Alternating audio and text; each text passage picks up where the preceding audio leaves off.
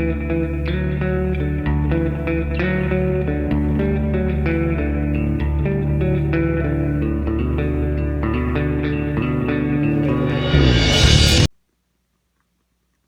everyone! Alright, it's that time. It's the big reveal for Celtic Autumn.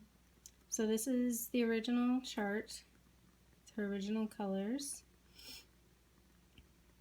And here she is, finished with my colors. I'm going to try and hold this as steady as I can for you guys. We'll see. Alright, I'm going to move in closer and get some more close-up views for you before I start going into detail.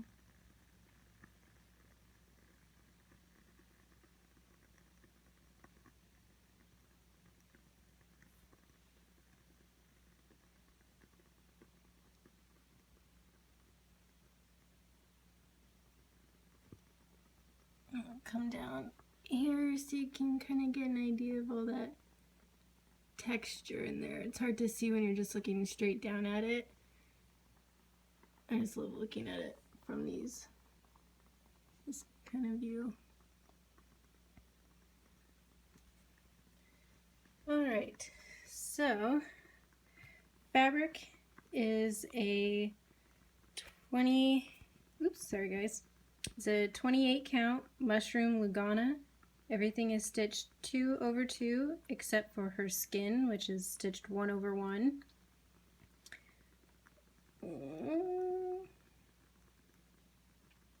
Let's see. This back stitch here is charted to stitch with 1 thread, and I tried that.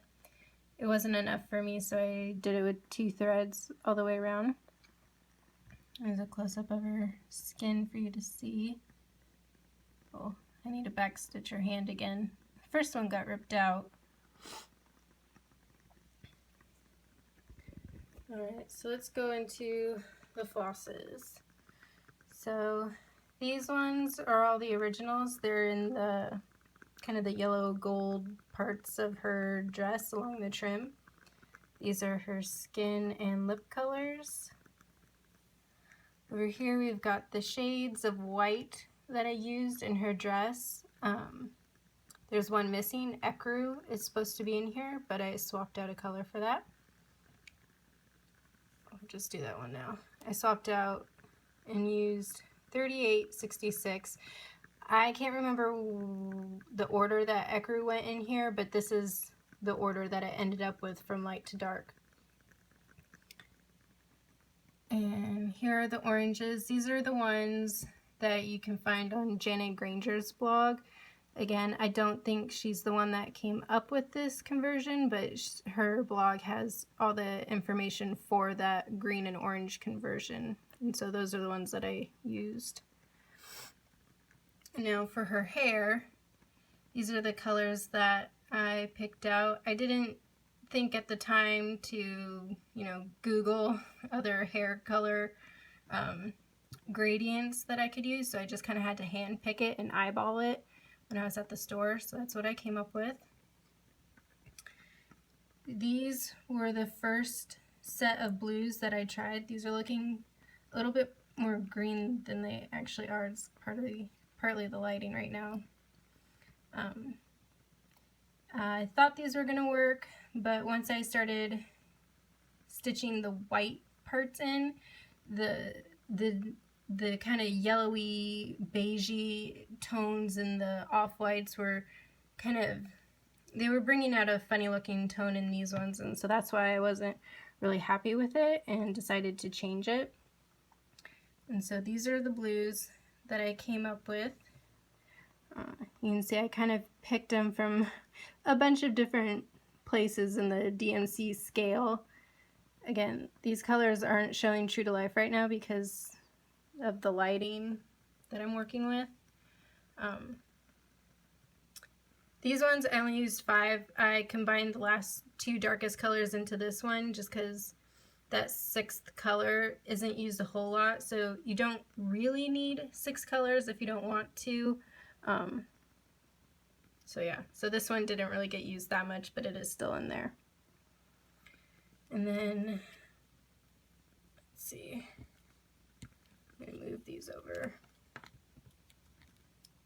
These three colors are part of the accent colors that I used in the border in the green and orange conversion. I can't remember if it's still the original colors from the purple one, but in the green and orange conversion, these colors are kind of these greenish browns colors that it wasn't going to work. So I had to just kind of guess, and these are the ones that I came up with.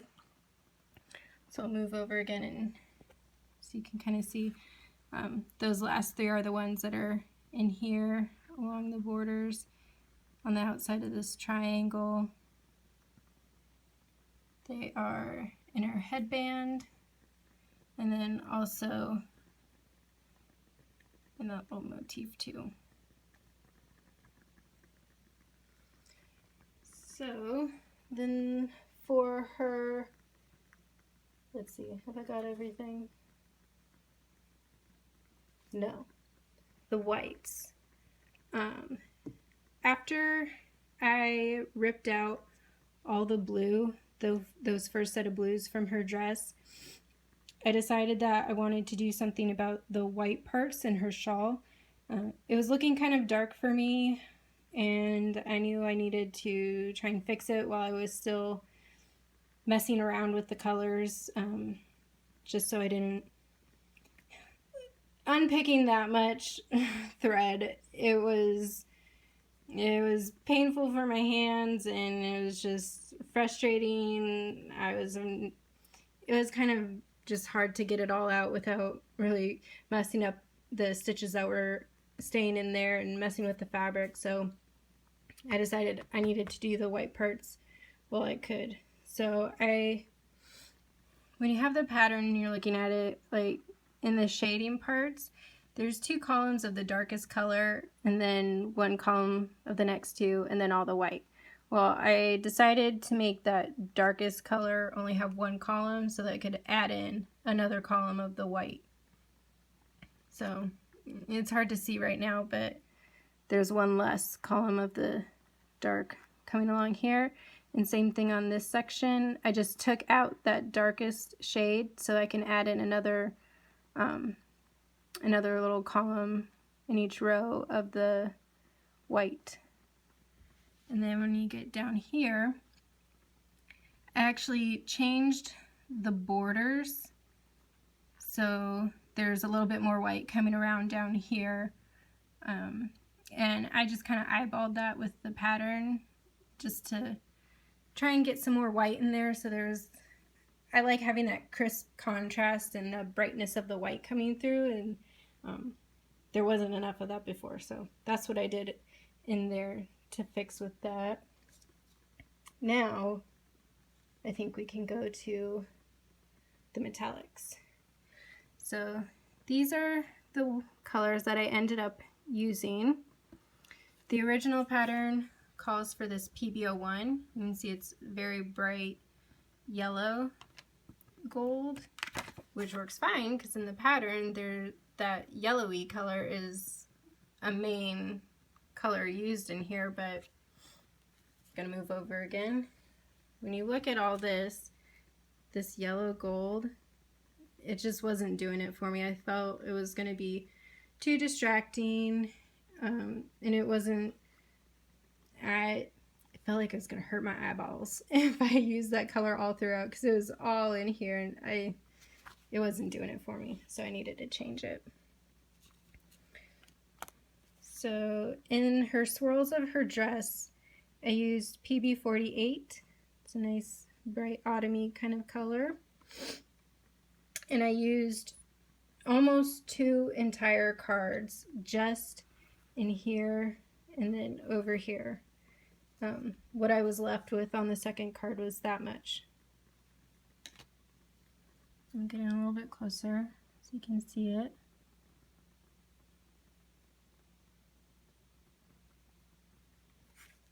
And then I still wanted to keep kind of a lightness to the areas around the white. So I used PH 03. It's one of their high gloss colors. This was on the spot change I had to make in the store because I was getting really impatient and didn't want to wait because they didn't have the color I originally wanted. So I went and got this instead. And I'm really pleased with how it turned out. And I used one entire card of that PH03. I probably could have gotten about 10 more stitches in, but I used every last drop. And it's over here, all up there on the outside here, and the cuffs and border of her dress right there. And then the last color that I used was PB39. It's this nice kind of soft coppery color. And it's used in all the border all the way around.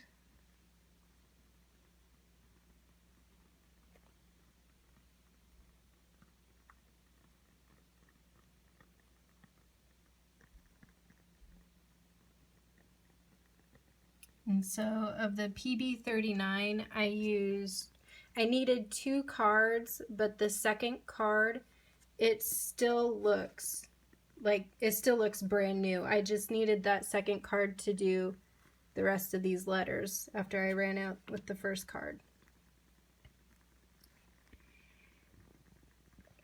Alright, and now for beads. So these 3 are original to the pattern, and then these 4 I added in.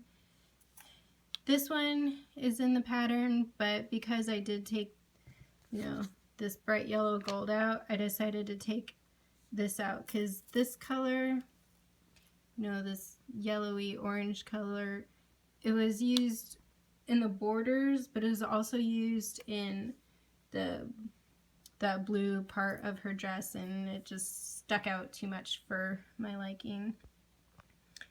So this blue here I used as the replacement for what would have been the green bead in the green and orange conversion.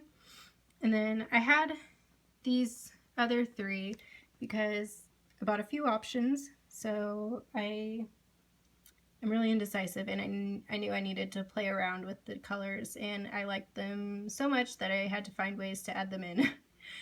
So, but in the orange parts of her dress is where I mostly use the 330.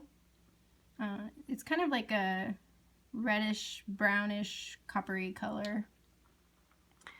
And it's also used in this motif in the little corner right there. And here. It's used right here. I think in the pattern, those 2 ones, I don't remember, but I switched those. And then I used it up in this row here and in the center bead for this group of 5. Let's see. This one is kind of like a rose gold color, and it blends really well with that coppery metallic. You can see there. I also used it in her hair and in her little sparkle dust out here and right there. And then this light blue, I decided to use it in here. In the center block. This center block, I believe, was supposed to be yellow. Same with the 2 in each corner. I think those were supposed to be yellow, so I used that light blue in its place. I used it in this row here. I think this row is supposed to be that darker blue, but where this group of 4 blue ones are, that was charted for yellow, so I put those blues there, and then I thought this light blue here would look really nice. And again, I think these light blue in the corner I think those are supposed to be the dark blue as well. So, and then up here is where I use that rose gold color again, to keep it kind of light instead of that bronze color. So it's kind of hard for me to do a direct, you know, swap for the beads just because I use more beads than what the pattern called for. So if you're wanting to do the same, you'll just kind of have to study what I've done here to see where to put them. I only needed 1 pack of beads for all of them, but if you do stick to the five beads like in the pattern, you will want to get another one of these ones, because these are the ones that I subbed for, like those two a lot, and so I definitely would have run out of this color. But the gold I didn't run out of, same with that one, I didn't run out of. So those are that. Let me look at my notes real quick.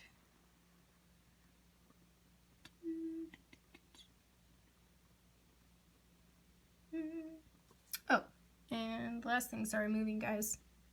I changed how the A looks. Let me get a sample picture.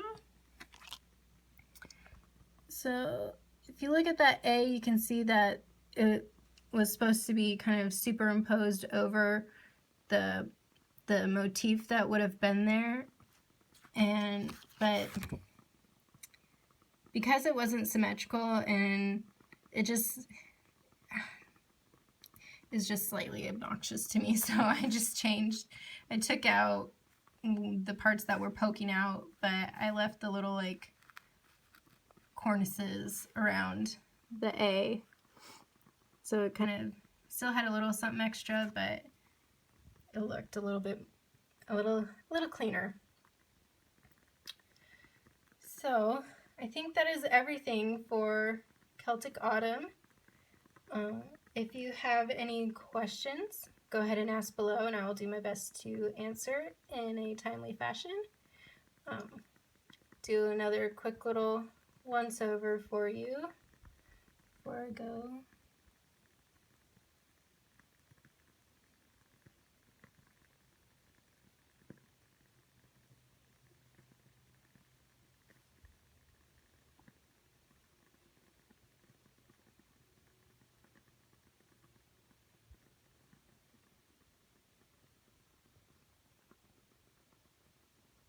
Yeah, there she is. I think the only thing I'd add or do different next time for the next one, so probably move to a 30 or even a 32 count, just to shrink her down a little bit, get a little bit better coverage with the floss. It's really not that bad on the 28 count. You have to get kind of close to see it, but I do prefer the 32 count coverage. And all my beads are stitched with half stitches, so mine are diagonal. So if having them oriented, you know, straight on is more your thing, then the 28 is probably the way to go for you. But there she is. So if you've stuck around this long, thank you for watching and liking, commenting, subscribing, all that jazz. Appreciate it. And I will see you guys later. Bye.